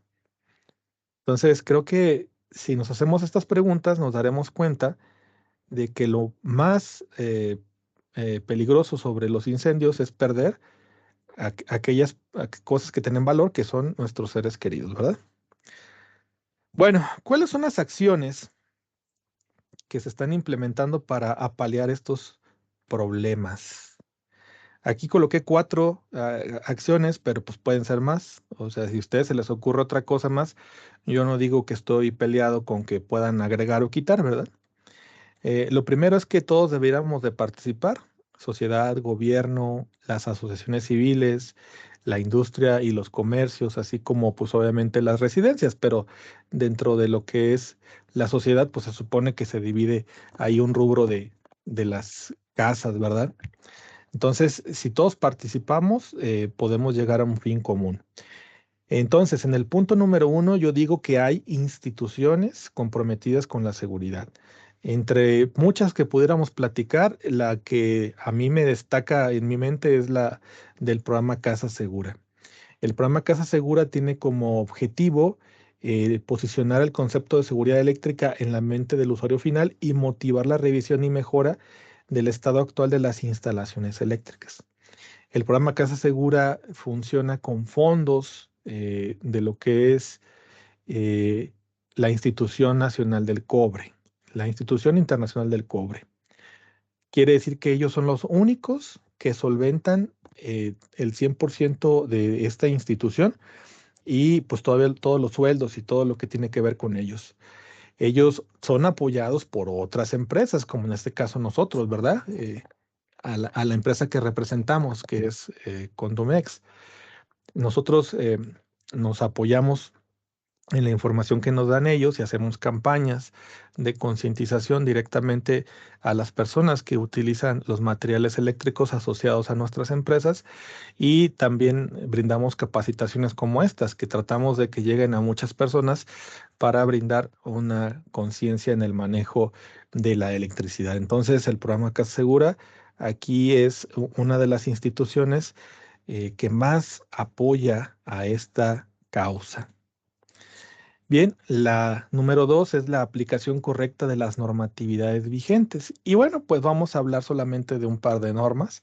No vamos a hablar de muchas porque pues existen un montón, pero pudiéramos hablar de lo que es la más importante de ellas, que es la NOM 001C de 2012.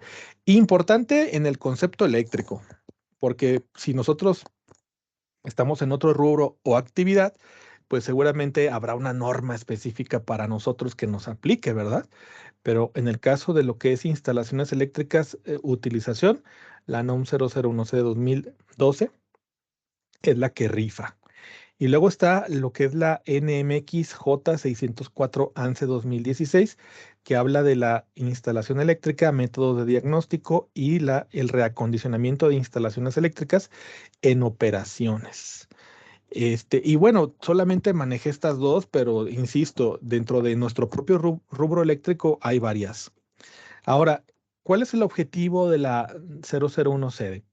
Es establecer las especificaciones y lineamientos de carácter técnico que deben satisfacer las instalaciones destinadas a la utilización de la energía eléctrica, a fin de que ofrezcan condiciones adecuadas de seguridad para las personas y sus propiedades, en lo referente a la protección contra los choques eléctricos, los efectos térmicos, las sobrecorrientes, las corrientes de falla y las sobretensiones.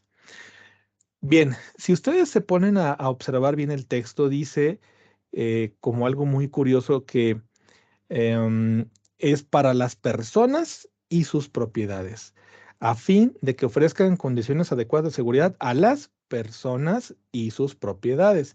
Significa que las normas es un compendio de reglas que deben ser seguidas para el correcto funcionamiento de los elementos y circuitos eléctricos en aras de la seguridad de las personas que ahí habitan o que usan esos equipos o circuitos y después de sus propiedades.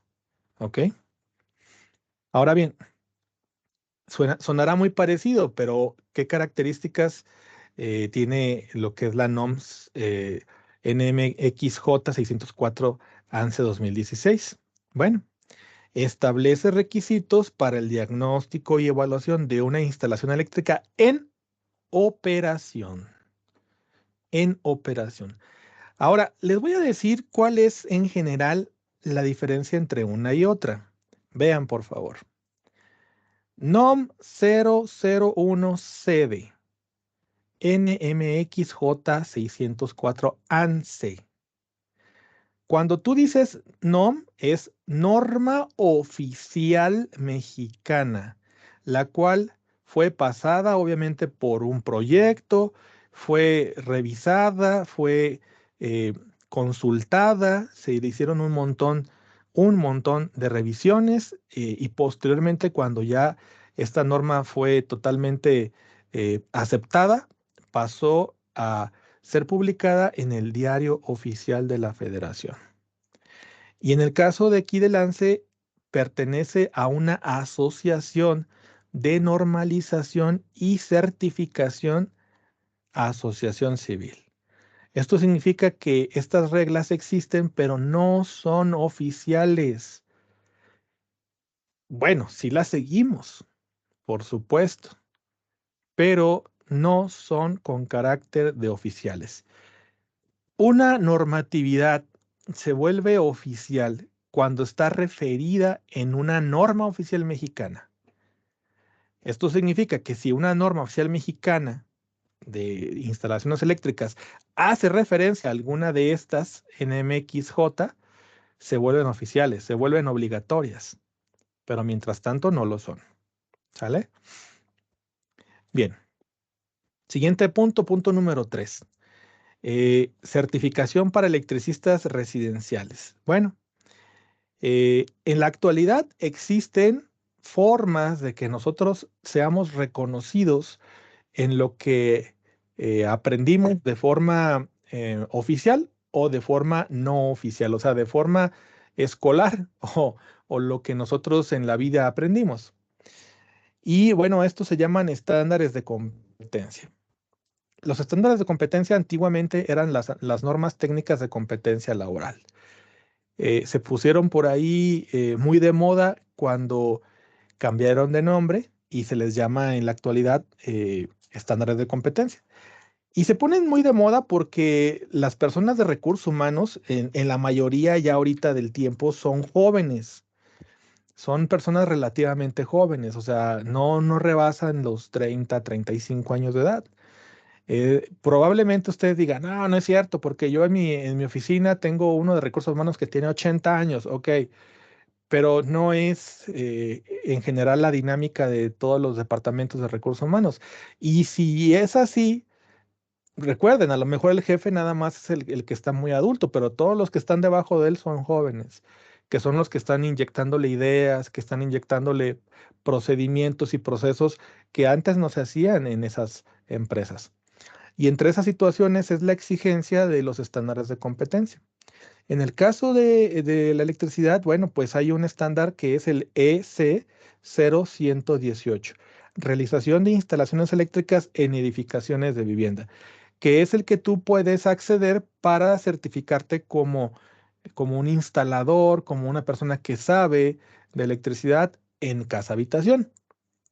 Y bueno, las imágenes que tenemos ahí a la vista son de hace algún tiempo cuando su servidor y otros compañeros míos fuimos a certificarnos a Ciudad de México. Miren, aquí yo estoy en esta fotografía de la izquierda. Ahorita pues estoy un par de kilos muy de diferencia como estaba yo aquí. Aquí yo creo que pesaba, ¿qué será? Unos 105 kilos. Ahorita creo que yo estoy más de ese peso, ¿no? Y también no tenía tantas canas. Pero bueno, en fin, eso es lo que es el estándar de competencia. Y siendo más específicos, los estándares de competencia son las definiciones de los conocimientos, habilidades, destrezas y actitudes requeridas para que una persona realice cualquier actividad productiva, social o de gobierno con un nivel de alto desempeño, el cual es definido por los propios sectores. Y para desarrollar un estándar de competencia, el Comité de Gestiones por Competencia se apoya en grupos técnicos de expertos quienes son capacitados por el conocer en el proceso de elaboración del estándar que quieran realizar. Ahora, ustedes, aunque no lo crean, en este día que nosotros fuimos a certificarnos, ya teníamos más de 2 años realizando los trabajos que aquí se describen.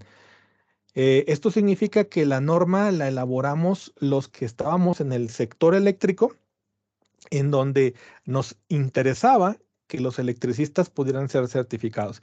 Y me recuerdo yo que fui muchas veces a Ciudad de México, obviamente por parte de la empresa, muchas juntas por parte de Skype. Siempre tuvimos actividades en las mesas de trabajo de la elaboración del estándar y cuando ya por fin el estándar se concretó, a nosotros, que éramos los primeros que habíamos participado en la creación, fuimos los primeros que fuimos examinados. Y aunque ustedes digan, pues qué chiste tiene, ustedes mismos lo hicieron, ustedes mismos examinaron. Bueno, el proceso se corrió en frente de personas diferentes a nosotros mismos, lo que significa es que fue un proceso oficial. Y pues como quiera, no hubo chanchullo, ¿verdad?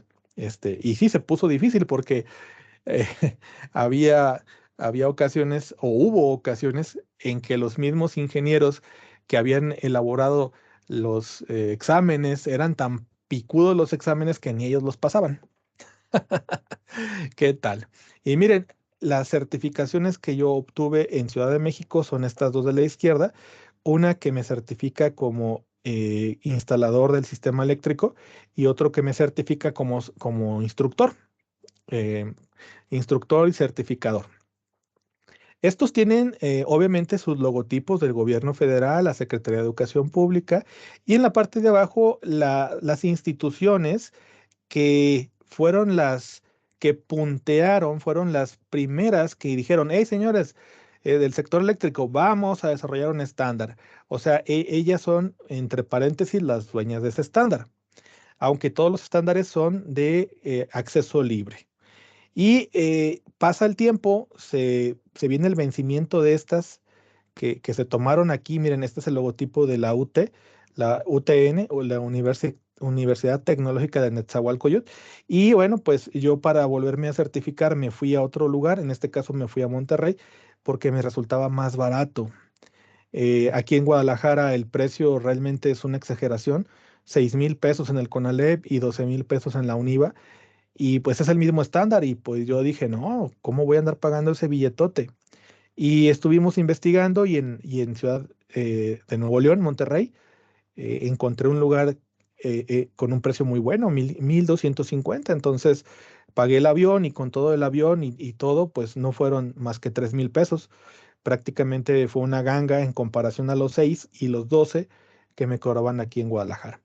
La diferencia de estas que tengo a la izquierda y esta que tengo a la derecha, pues obviamente el cambio de gobierno te da cambio de papelería, ¿verdad? De colores y demás, pero el de la derecha ya no trae fecha.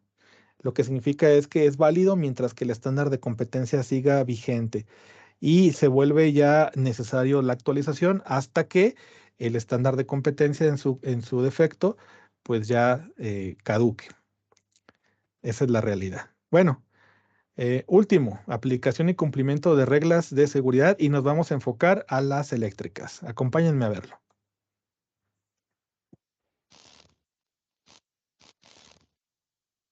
El contacto eléctrico puede causar daños irreversibles e incluso la muerte.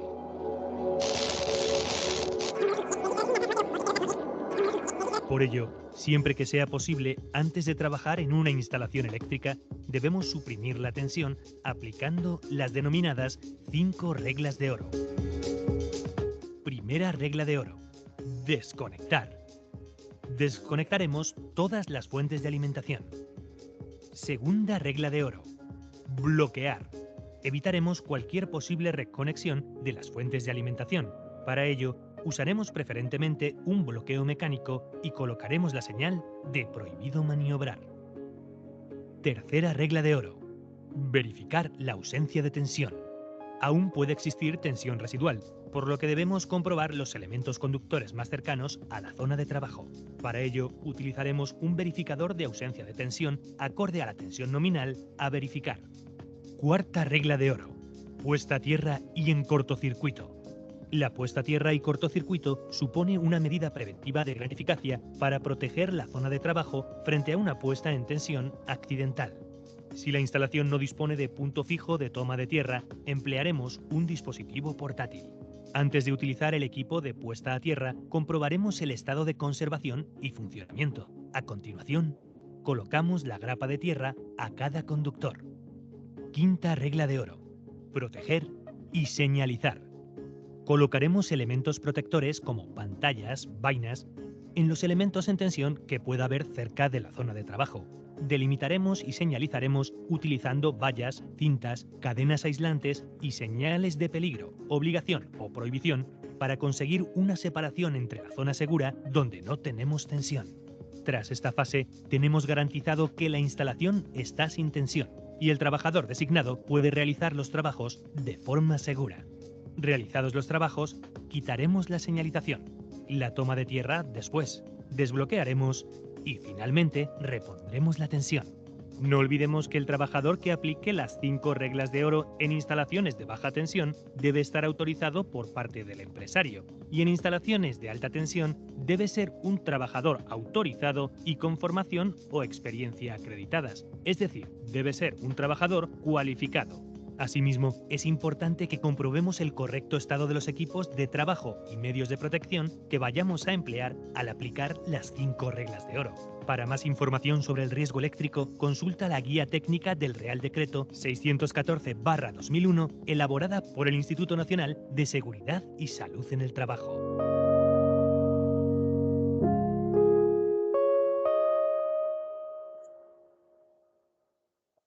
Bueno, en este caso particular habla específicamente de, bueno, las reglas son en general, ¿no? Pero ya lo que era específicamente el documento está hablando de España. Pero bueno, lo que son reglas, de las 5 reglas que vimos, esas son universales para todos los que manejamos electricidad. Y ya para terminar, venimos aquí a nuestras conclusiones y vamos a darles lectura. La electricidad actualmente es muy útil, nos brinda seguridad, confort y bienestar. Pero una instalación eléctrica que nunca ha sido cuidada se vuelve riesgosa, efímera y costosa. Por tanto, ¿cuáles son los aspectos que se deben de cuidar al elaborar una instalación eléctrica? Bueno, usar solo materiales de calidad. La mano de obra debe ser calificada. Uso obligatorio del equipo de protección personal y la aplicación de reglas de seguridad. No exceder las capacidades propias de la instalación y realizar mantenimientos periódicos no mayores a 5 años. Esto debe ser hecho obviamente por personal calificado. Y en lo que se refiere a las empresas o a las industrias, el periodo de mantenimientos no debe ser de 5 años. Esto debe ser no mayor a 2 años. Recuerden que la responsabilidad, la seguridad es también nuestra responsabilidad, ¿verdad? Bueno, ese es el tema que queríamos exponer el día de hoy. Les pido una disculpa por las fallas técnicas y de audio. Y en el poquito tiempo que nos queda, voy con ustedes. Muchas gracias a todos por esperarme y voy con ustedes.